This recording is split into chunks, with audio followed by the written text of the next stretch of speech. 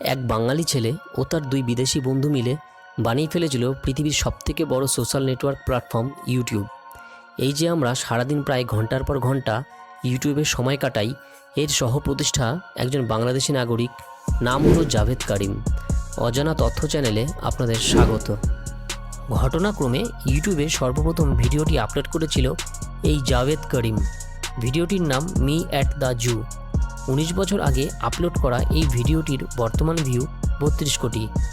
যদিও বর্তমানে এই তিন বন্ধুর সাথে ইউটিউবের কোনো সম্পর্ক নেই।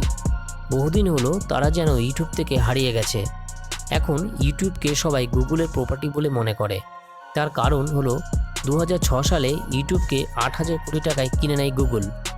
যদিও বর্তমান সময়ে এই ইউটিউবের মূল্য 8,000 কোটি টাকারও কয়েক গুণ বেশি।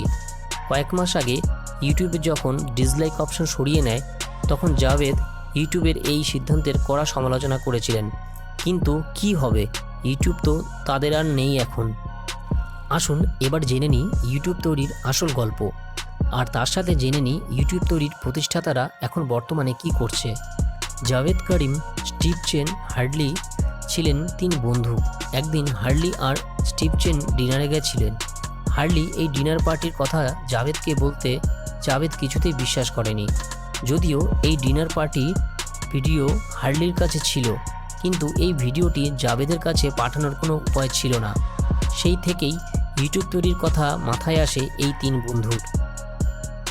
যেখানে ভিডিও আপলোড করলে দেখতে পাবেন পৃথিবীর সমস্ত প্রান্তের মানুষ। আর এই ভাবনা নিয়েই বানিয়ে ফেলে এই ইউটিউব, যেটা আজ সোশ্যাল মিডিয়ার সবথেকে বড় প্ল্যাটফর্ম বলে মনে করা হয়। বর্তমানে এই ইউটিউবের আশীর্বাদে আমরা ঘরে বসে সারা বিশ্ব দেখতে পাচ্ছি। এছাড়াও আমরা এই ইউটিউবের মাধ্যমে বিভিন্ন রান্নার রেসিপি থেকে শুরু করে নানান জায়গার নানান খবর আমরা পেয়ে থাকি খুব তাড়াতাড়ি। এক কথায় আমরা বলতে পারি ইউটিউব যেন এখন আমাদের দৈনন্দিন জীবনের সঙ্গী হয়ে উঠেছে। প্রথমে নিজেদের মধ্যে এই প্ল্যাটফর্মটি ব্যবহার করতেন এই তিন বন্ধু মিলে। এরপর সাধারণ মানুষের জন্য ইউটিউবকে বাজারে নিয়ে আসে তারা।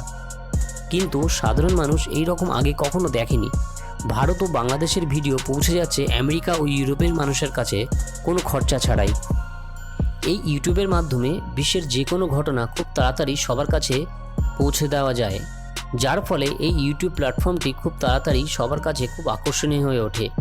কিন্তু কয়েক মাস পরেই এই ইউটিউব প্ল্যাটফর্মটির ওপর চোখ পড়ল গুগলের। ইউটিউব কেনার জন্য এই তিন তরুণকে 8,000 কোটি টাকার অফার করে গুগল।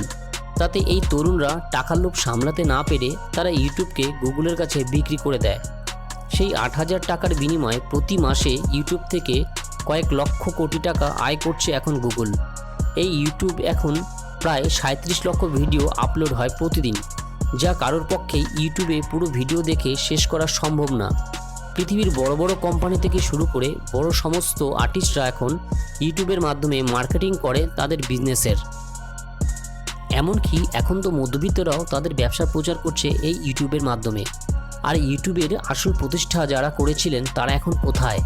স্টিভ চেন এবং চাড হার্ডলি ইউটিউবের মতো একটা প্ল্যাটফর্ম করার চেষ্টা করেছিলেন, কিন্তু সফলতা পাননি।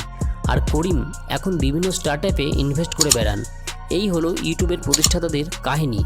ভিডিওটি যদি ভালো লেগে থাকে তাহলে সাবস্ক্রাইব করে পাশে থাকবেন।